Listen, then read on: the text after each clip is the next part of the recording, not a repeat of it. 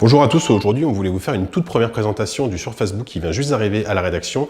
Le Surface Book, pour rappel, c'est le premier laptop de Microsoft, puisque on dit premier laptop puisque les Surface Pro jusqu'à présent étaient des tablettes avec un écran détachable.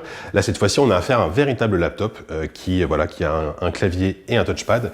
Microsoft a fait quelques choix de conception et de design assez intéressants, assez particuliers, notamment cette fameuse charnière qui est plutôt bien faite, qui est très bien faite. C'est vraiment du beau travail de finition et de design, mais le choix particulier c'est quand on referme l'objet, vous voyez, hop, il y a un petit espace qui est constamment là.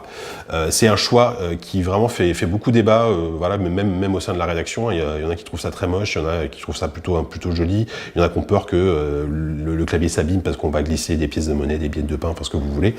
Donc c'est particulier, on faudra voir à l'usage si effectivement ça pose problème.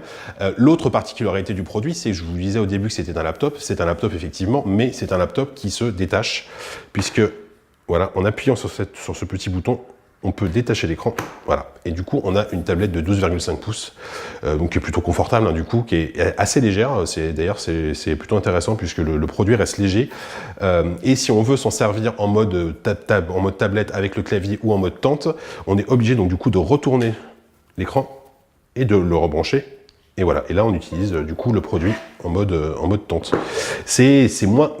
Clairement c'est moins pratique et moins ergonomique qu'une type Lenovo Yoga, puisque la charnière ne bascule pas à 360 degrés.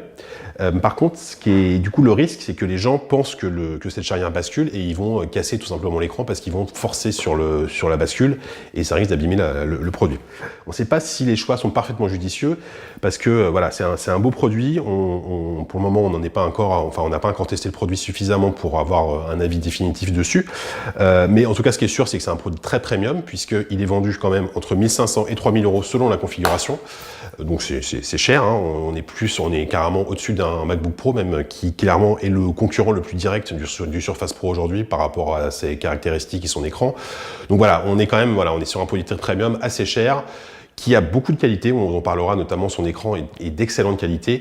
En tout cas, le test complet paraîtra la semaine prochaine, vendredi, sur les numériques, et d'ici là, bonne fin de semaine.